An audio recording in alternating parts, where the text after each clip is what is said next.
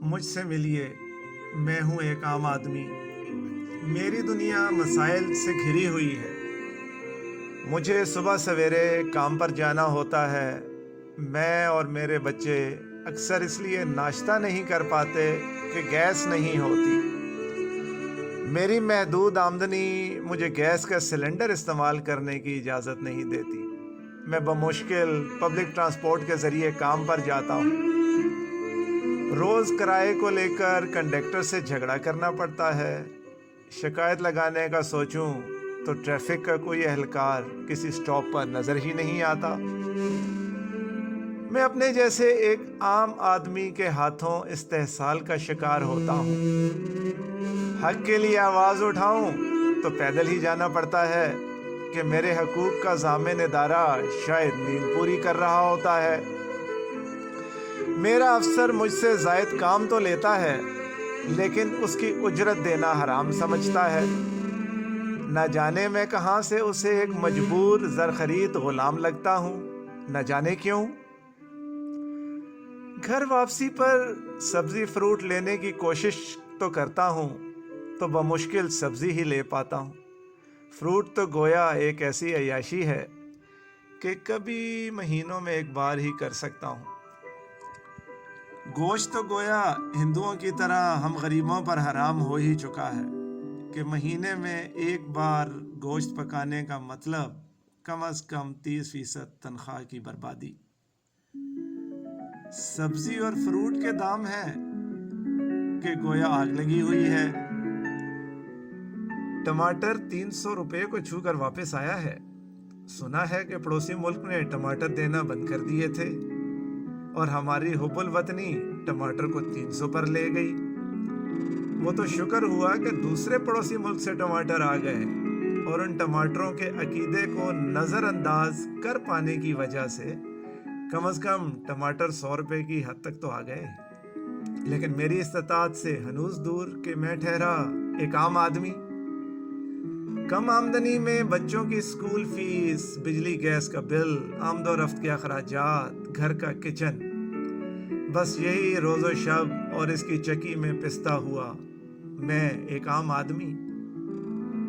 اشرافیہ کے مسائل کو لے کر گھلتا ہوا فقط ایک عام آدمی۔ جب دفتر میں چھٹی کے اوقات یا گلی محلے میں احباب کے ساتھ محفل جمتی ہے تو میں پرجوش آواز میں کبھی حکومت کو سپورٹ کرتا نظر آتا ہوں، کبھی مجھے کسی بیمار سیاستدان کی ہمدردی ستانے لگتی ہے اور کبھی مجھے عدالتیں بری لگنے لگ جاتی ہیں، خصوصاً جب وہ میرے محبوب قائد کو سزا سنائیں یا اس لیے کہ وہ میرے وزیروں کے خلاف ریمارکس دیتی ہیں۔ میں عدل اور انصاف کے فیصلوں پر جھوم جھوم جاتا ہوں جب میرے قائد کو سزا کے باوجود باہر جانے دیا جاتا ہے۔ مجھے دکھ ہونے لگتا ہے جب میں سوچتا ہوں کہ فورن فنڈنگ کی وجہ سے میری حکومت خطرے میں پڑ گئی ہے۔ میں ہر سیاسی قائد کے روزانہ کے دیے ہر بیان پر سر دھنتا ہوں۔ مجھے اپنے ملک کے ہر ادارے سے اتنی عقیدت ہے کہ کبھی میں ججوں کے لیے گلا پھاڑتا ہوں، کبھی محافظوں کی حرمت کے لیے لڑنے مرنے پر آمادہ، تو کبھی صحافی میرے ہیرو اور آئیڈیل، کبھی اپنے پسندیدہ قائدین کے لیے احباب سے تعلقات بگاڑ لیتا ہوں، تو کبھی نیوز چینل کے حقوق کے لیے پریشان۔ لیکن میں مایوسی کی حدوں کو چھو جاتا ہوں جب دیکھتا ہوں کہ جن کے لیے میں مرا جا رہا ہوں، جن کے مسائل میری ترجیح ہیں، میں تو ان کی کسی ترجیح میں ہوں ہی نہیں۔ نہ وہ میرے لیے پارلیمان میں آواز اٹھاتے ہیں، نہ میری ہمدردی میں کوئی اخباری بیان جاری کیا جاتا ہے۔ وہ تو اپنے پیٹی بھائیوں کے لیے حرکت میں رہتے ہیں، وہ تو مجھے جانتے ہی نہیں۔ کبھی غلطی سے میرے حق کے لیے آواز اٹھا بھی لیں تو نیت میری فلاح نہیں بلکہ بغض حکومت ہوتی۔